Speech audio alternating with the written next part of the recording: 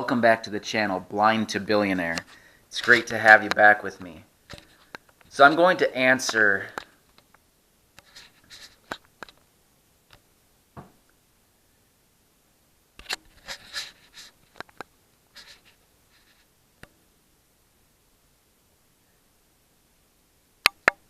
Hey, welcome back to the channel, Blind to Billionaire. It's great to have you back with me again. So today I'm actually going to try to answer the question, what does it mean to be diagnosed with retinitis pigmentosa? That's a really difficult and loaded question that I'm actually going to answer, but maybe from my perspective rather than the technical answer that most people would probably be looking for. So as we all know, or most of us probably know, if you have RP or you know someone that has RP, from a very rudimentary standpoint, RP is basically just the depletion of our photoreceptors, the rod and cone cells in our eyes, ultimately resulting in the loss of vision. Typically with RP, it starts out with the loss of peripheral vision and then slowly just creates like a tunnel vision, and then over time resulting in the loss of central vision as well. Obviously, that's different for everybody. The progression, the rate of progression is obviously different for everybody. So some people it progresses very slow, some people it progresses more rapidly, and some people are maybe diagnosed very early in their life, and maybe some people are diagnosed later in life. So it's completely different with everybody. So going back to the original question, what does it mean to be diagnosed with RP? So from my standpoint, this is just how I interpret the diagnosis. So obviously, from a clinical standpoint, it means that ultimately our vision is, or our eyesight is ultimately depleting, depending on the type of RP that you have and the gene that is causing it. That all depends, or that all determines like the rate of your vision loss. But let's just be honest and let's just be clear that we all know from a clinical standpoint that just the diagnosis of RP just means that, our eyes are depleting and our vision as a result. So, but from my standpoint, once we get past the initial shock of the diagnosis and we start doing some more research and just looking into ourselves and thinking of our lives prior to the diagnosis versus our life after the diagnosis. So for me, now that it's been almost 20 years, actually 19 years since I was diagnosed with RP, obviously the initial shock factor is gone. So how do I interpret this diagnosis? Well, I interpret it as, okay, well, obviously this sucks because my vision is getting worse, and it's actually to the point now where I really don't have much independence anymore outside of the house. But other than that, it means however I interpret it. So I could live the rest of my life feeling like, oh, I'm a victim, and my vision's depleting and I can't do anything. I just need to sit in my house and feel depressed and lonely and isolated all the time. Or I could choose to do something about it, and I could choose to just continue living my life however I want, going out, doing the things that I enjoy, and just taking advantage of my life and just making the most of it. So that's mostly what I choose to do. Now, don't get me wrong. I absolutely have days that I may be sitting at home or I'm somewhere else and I'm feeling really bad about myself. I definitely have those days. So don't get me wrong, I'm not like in a great mood and excited and happy to be here alive and hanging out all the time. I'm definitely not feeling that way all the time. I would say the hardest part for me is losing independence.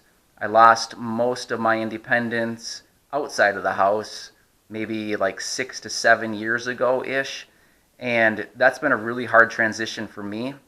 The longer that I go without the independence, I wouldn't say it's the easier it gets, but I want to say the more accepting maybe I am of it. But at the same time, I also miss it more and more. There's just the simplest things in life. I always go back to this example of when I'm at the gym. Working out to me is really important. I go to the gym, quite a few days a week. Well, maybe like 4 or 5 times a week I like to work out.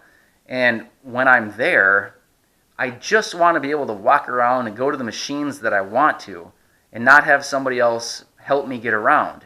Now I realize that it's usually Corey that's with me. When she's helping me, I realize that she's helping me. She's doing everything she can to help me. But at the same time, I just want the independence to be able to do it on my own. Or something as simple as walking outside to the mailbox, or getting in a car and driving 3 miles down the road to the grocery store. It doesn't matter, just independence. So,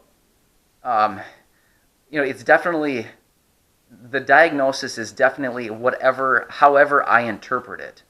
So, I'll just give you a quick story, well, a little bit of a story anyway. So I referred to this guy before, and I'm going to refer to him again because I think it's such a great example. So Steve Wynn, you probably heard of him. If not, you should look him up. He's a really just brilliant guy. He actually is. So let me just give you a little story about him. So he's basically the guy that founded Las Vegas. Obviously not, Las Vegas was there, and there was a little bit going on in Vegas, but it wasn't really big and popular until he came to town. So I think he's in like his mid to late 70s now. So he grew up on the East Coast. He moved to Las Vegas, with some kind of opportunity when he was in his 20s. At the age of 29, he was diagnosed with RP. And at the time, he was also an executive for the Golden Nugget. So he was a guy, doing his life, working. He was an executive for one of the big casinos down there at the time. And he was diagnosed at 29. And he went on, after that diagnosis, to basically build Las Vegas. He is the guy behind Treasure Island, Mirage, Bellagio, Wynn, Encore, and he has a bunch of resorts over in Macau, China, and in Boston. So he's this guy that after his diagnosis, he could have chosen to sit out and say, my life is over, this is the end, I don't have any more opportunity, and this is my life. I'm losing my vision, and I'm just going to give up. But he didn't. At the time when he was diagnosed, like I said, he was an executive at Golden Nugget, so he was working for someone. After his diagnosis is when he actually had the most success in his life. He went on to build and develop all of these resorts I just talked about: Treasure Island, Mirage, Bellagio, Wynn, and Encore, along with other ones, in Boston and internationally in China. So he went on to become a multi-billionaire, and this is after his diagnosis with RP. So it's just amazing. He interpreted the diagnosis as, probably like I was just saying, this is too bad, I'm losing my vision, but I'm not going to let it stop me from doing what I want with my life. And I think it's just so cool to just look at the world that way. Another thing we have to remember too is that our vision is just one of our senses. So if we lost our hearing, or we lost our sense of touch or taste or smell, would we be thinking, oh my gosh, this is it, this is it, my life is over? I don't think that's how we'd really be interpreting it, but I have to agree that losing our sense of sight is probably the worst sense that we could possibly ever lose, because we can almost fully function with the loss of any other sense, with the exception of our vision. So I do agree about that. But anyway, I just wanted to give you my perception and my interpretation of what it means to be diagnosed with RP. Basically, it's just however you interpret it. You can interpret it as, this is a diagnosis, this is unfortunate. You can do some research, reach out to different people, hopefully this channel, and you find some support here with a lot of these videos. But at the same time, do what you're passionate about. Continue to chase your dreams and do whatever it is that excites you in the world. And if you're wondering what that is, well, what gets you excited? What are you passionate about? What really gets you going? Like, if there's anything, if there are one or two things that you could say, if I ask you the question right now, like if you could do anything with your time, what gets you excited? When you wake up in the morning, like what puts a smile on your face or what motivates you to get out of bed? Whatever those things are, find a way to just do it. Whether you get paid or not, who cares? Just do what you enjoy doing. Because let's be honest, if you're working or not, let's say you have RP and you have low vision and you're not working. Well, if you're not getting paid to do something you love, who cares? I mean, to be honest with you, I don't report to a traditional job. I don't get paid to do these videos on YouTube, but I enjoy it. I really enjoy connecting with all of you and making these videos and hopefully providing some kind of value to you and your life through these videos. I find it really fun, and I don't get paid. I don't really care. It's something that I enjoy doing. So I'm doing something that I enjoy, and it gives me motivation. It gives me something to do for a while each day. I've connected with a lot of you, and I've gotten to know quite a few of you really well, and it's just been a really fun experience. So who knows? Maybe making YouTube videos is something that you want to start doing. I would highly encourage it, and if you do, be sure to leave me a comment down below so that I can start following you and subscribe to your channel so that I can see what's going on with you. So yeah, anyway, I wanted to talk about something else. I actually had the opportunity to talk to someone today, a really great guy. I'm not going to say his name or anything like that because just for his privacy, but he was actually diagnosed last week with RP.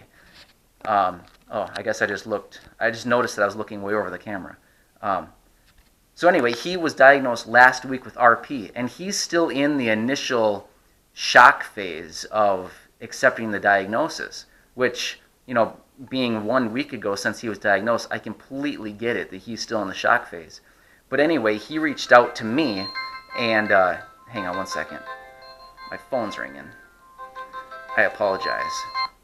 There. So anyway, he reached out to me for some support and possibly to just to talk to somebody because he was such in shock. And we spent about 45 minutes talking on the phone, and I was asking him some different questions. And one of the questions that I asked him was, "Hey, what was your life like prior to the diagnosis?" And he said, "My life was great. I was just having so much fun." He's working in his career, and he has a successful life. He has an amazing fiance that he really enjoys spending time with. He has a 6-year-old daughter that he just can't wait to spend time with and create a bunch of really fun, nice memories with her. And now he has this diagnosis looming over him. And my thoughts and maybe recommendations to him was, the diagnosis is just someone's title that was put on you. So a medical professional diagnosed him with RP and gave him this title. And so now he's feeling really bad about it, and I'm not minimizing the way that he feels, but what I'm thinking is, his life was amazing before the diagnosis, and now afterward he's feeling really bad, which is completely understandable. I get that. And he probably will feel bad for a little while until until the initial shock just kind of moves on, and it'll take a little bit of time for that. But after that, I just wanted to encourage him to just know that you're the exact same person you were 2 weeks ago. And just because a medical professional gave you a title, the title being retinitis pigmentosa, don't let that change your life. And I actually suggested to him, because he was feeling really bad and saying, I don't know if I can do all the things that I want with my daughter and with my fiance. And I said, absolutely you can. Just go out and do it. If anything, this should motivate you to get out there and do all that stuff now in the event you actually lose your vision in the future.